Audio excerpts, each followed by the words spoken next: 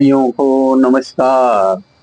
हमारे आज की चर्चा का विषय है राहुल जी की अद्भुत प्रतिभा, महान प्रतिभा, गजब की प्रतिभा। अभी बजट सेशन चल रहा है, बजट प्रस्तुत हो चुका है। राहुल जी को प्रतिपक्ष के नेता की हैसियत से बजट के ऊपर भाषण देना था। अब वो भाषण किस पे देते हैं? वो देते हैं विदेशी मामलों पे, और लगातार चाइना की प्रशंसा में दीवाने होते चले गए।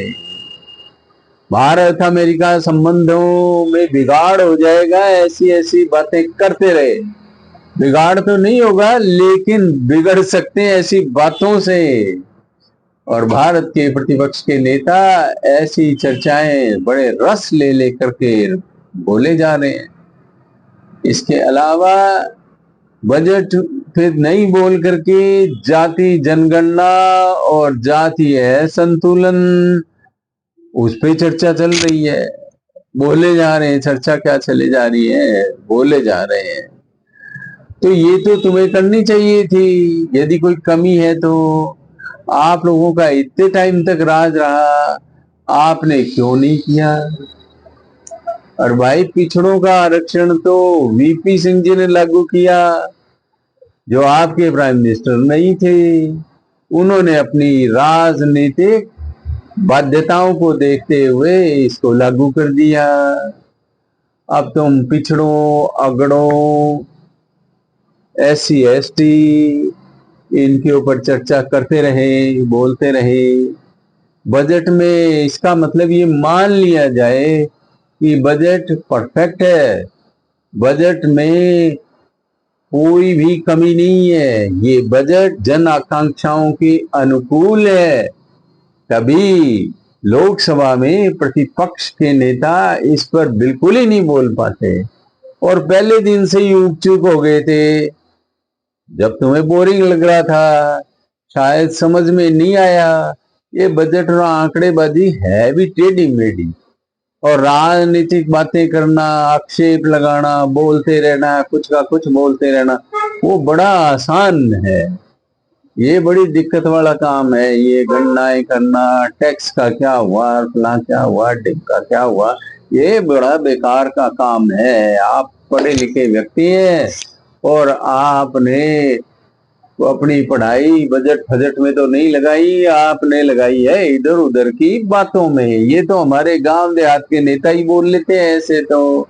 आप पहले कम बोला करते थे, अब नेता प्रतिपक्ष बन गए बड़ी मुश्किल से, तो आप रुकते ही नहीं हो। और भाई, यदि कोई बात समझ में नहीं आई तो विशेषज्ञों से सलाह करके और भाषण लिखवा लेना चाहिए, और लिखा हुआ भाषण पढ़ देना चाहिए। कोई जरूरी नहीं होता कि आप एक तो मतलब एक्सटेम्पोर पढ़े, बोलते रहे। इसलिए आपको क्या है कि विद्वानों से सलाह करनी चाहिए। अब आपको सलाह दे कौन? आप शाही खानदान के हैं, आप तो ब्राह्मण हैं, और फादर आपके हैं फिरोज गांधी जी। आपने हर जगह घालमेल मचा रखा है, सभी जगह घालमेल। तो ऐसे कैसे पार पड़ेगी? आपके ऊपर बहुत बड़ी जिम्मेदारी है।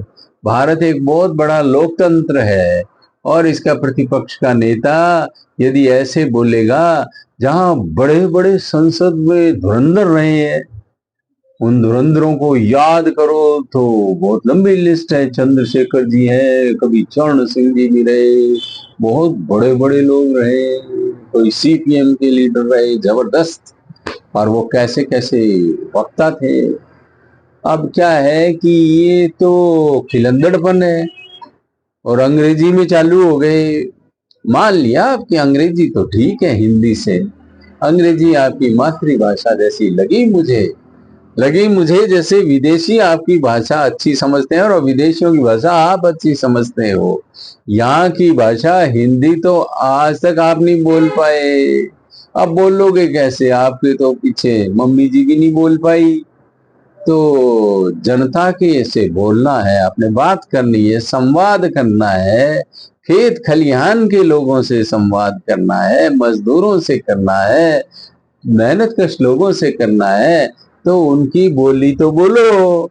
ये तो बोली तो विदेशियों के तो अच्छी समझ में आती है, पर ये अच्छी बात नहीं है राहुल जी। थोड़ा भारत के लोगों का, भारत की स्थितियों का ध्यान रख के बात करो तो ज्यादा अच्छा होगा। लेकिन अब जो भी आपको समझाए कौन? शाही लोगों को सलाह देना, उनको समझाना, अपनी जान को सांसत में डालना होता है, तो कौन समझाए? अब तो आप भगवान ही मालिक है, देखो क्या होता है। तो आप लोगों ने सुना, आपका बहुत बहुत धन्यवाद। आप लाइक शेयर एंड सब्सक्राइब कर देना ताकि बातचीत यूं ही चलती रहे। अपने तो हिंदी में बोलना है, अंग्रेजी में तो भाई नहीं बोलना, क्योंकि अंग्रेजी में बोलोगे तो समझेगा कौन। बाहर वालों के लिए अपने बोलना नहीं, अपने देसी लोग, देसी बात, देसी गलें। तो भाइयों, सबको पुनः पुनः धन्यवाद, बार बार धन्यवाद।